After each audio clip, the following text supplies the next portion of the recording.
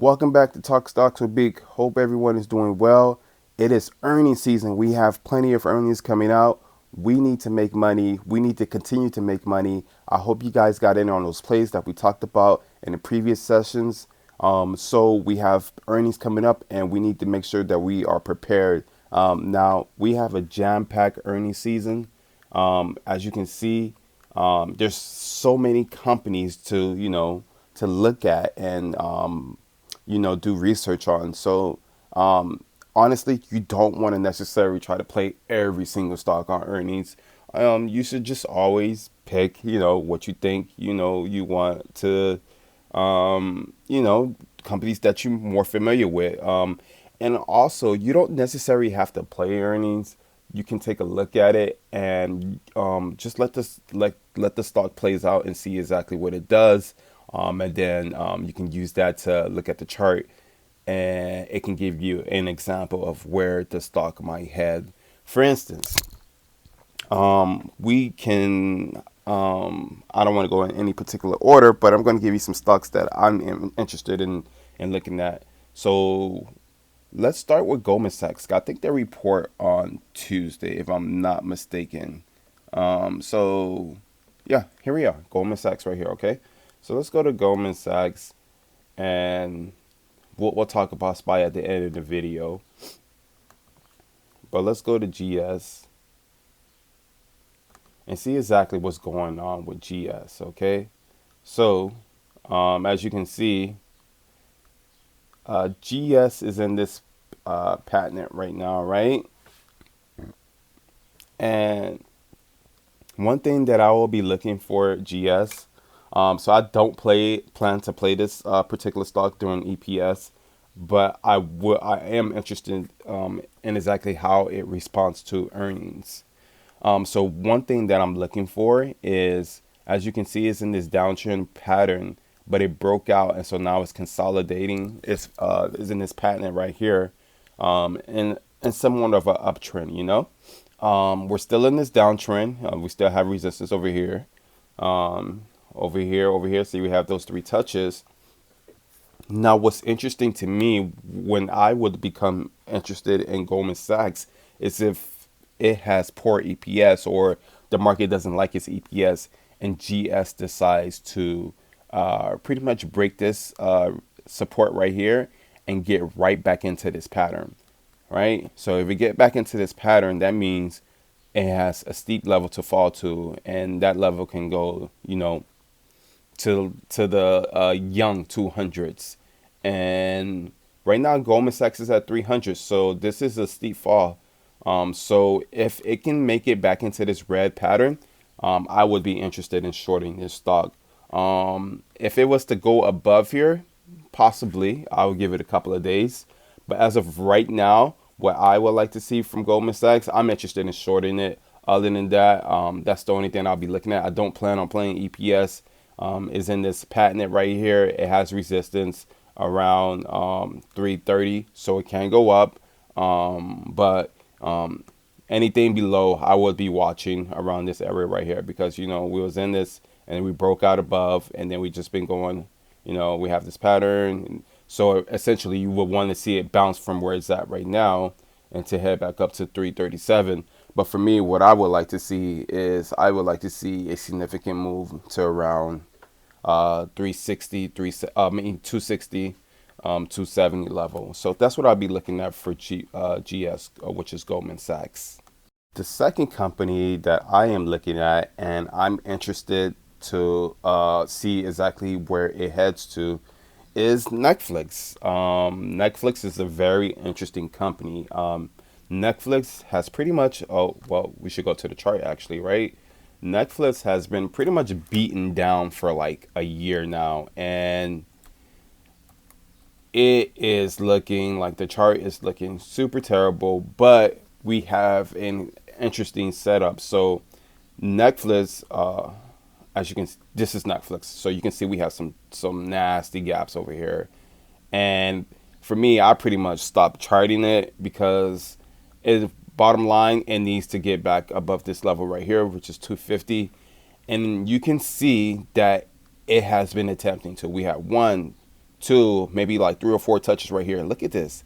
It is trying to fill this gap right here, right? Stocks typically fill gaps 90% of the time. So this is why a lot of people are interested in Netflix. But this is also a reason why you're seeing a lot of fake outs. The market is luring people in, thinking that Netflix is going to, finally get loose, break this resistance right here, and starts filling this gap, which is a huge gap. So what I would like to see with Netflix is that I would like to see a close above the gap, meaning somewhere we start hitting a pattern around these levels. Anything over here, I am not interested in. So what I would like to see from Netflix is that I would like to see during EPS, Netflix makes a move above this level right here. Netflix is trying to figure out ways to make more money for their company, and they came out with multiple ways to do so. And I think the recent one was the ad tier. So it should be interesting. EPS. What's important for Netflix? We all know like Netflix might have some super bullish guidance of not necessarily like profits, but ways that they will make profits. So that will be interesting for Netflix. Again, so for Netflix, I would stay sidelined, but I would be observing, and I need to see Netflix start playing around with this level. If it's playing around with this level, I would enter the bullish talk for Netflix. Other than that, just it could continue and it could test the lows again. So be careful on Netflix. It can go either way. For me, I'm staying back, and I would like to see it go above this level, and then I will be interested in playing Netflix. Tesla actually reports this week too. I believe it reports Wednesday after close.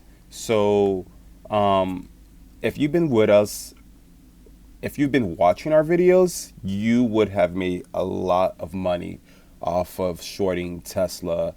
We gave you the entry, we gave you the reason, was pretty much for this triple top that we had over here on Tesla. And we talked about it over here. We waited for a confirmation for a break, a close over here. I believe this was the calendar right here. So from 270, and look where it's at, 204. We talked about the price target of 203 to 200, and we're pretty much there. So take profits. And honestly, Tesla is looking super bearish. What it ended up doing this week, and I'll let you guys know, we broke below this next support over here, which is this line over here. And we went below, and then we tried to retest that, which was on Thursday.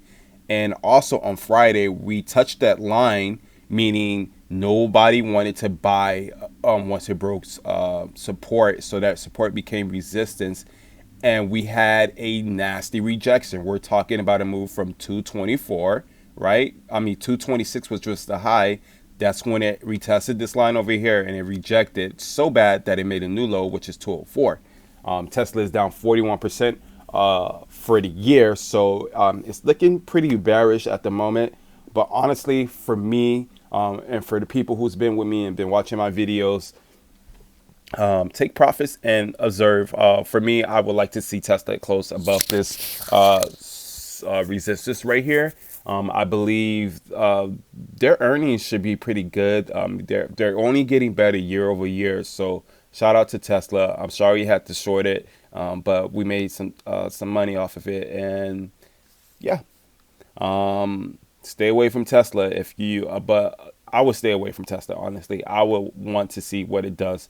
Because it's still at a significant level. We could also see a retest of this level right here. If we see earnings goes up to this level, but nothing happens, but it starts falling back, that's another time to probably enter again on shorts. Or if it closes above here, I would give it a couple of days to see exactly what it's going to do. Either way, Tesla is super bearish. We saw that nasty rejection. So we know that we have no buyers on Tesla. And it's down 41% over the year. That's Tesla.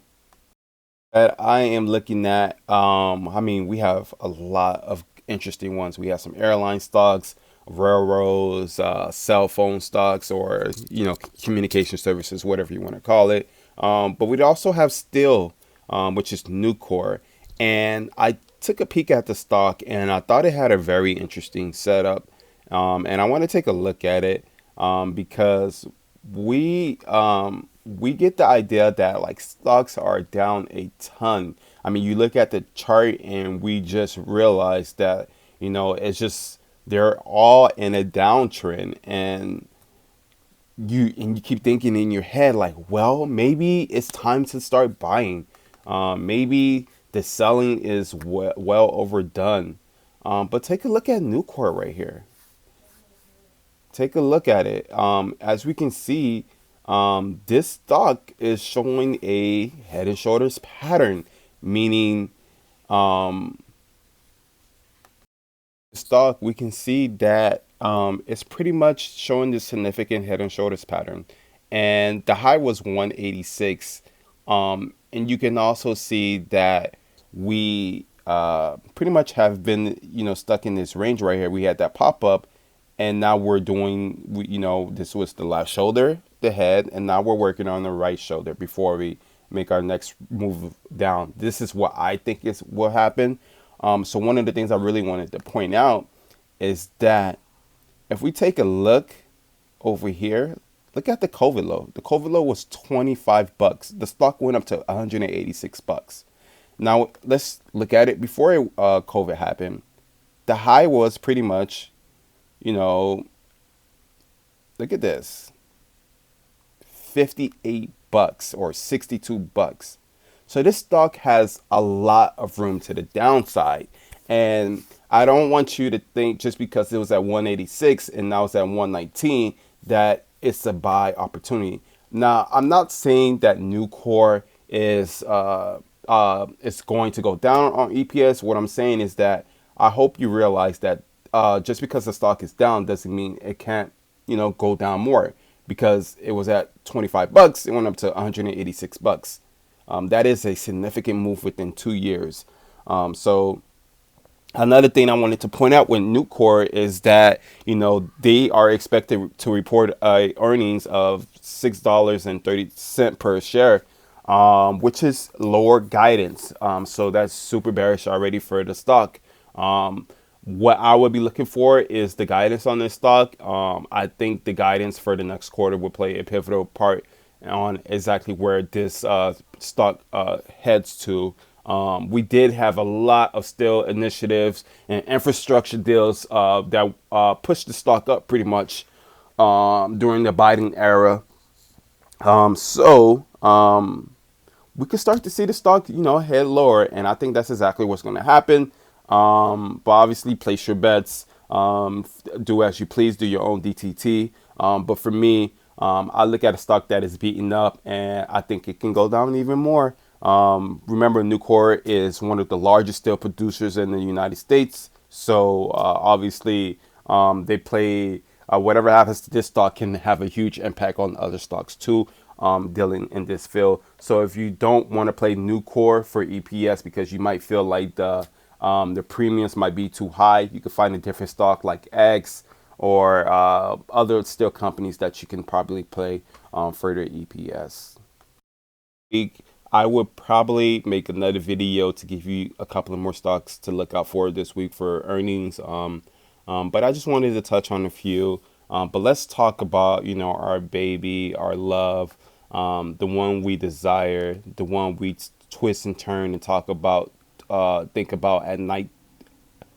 It's SPY, and it has been given a beat down, and it continues to make new lows. We had another new low.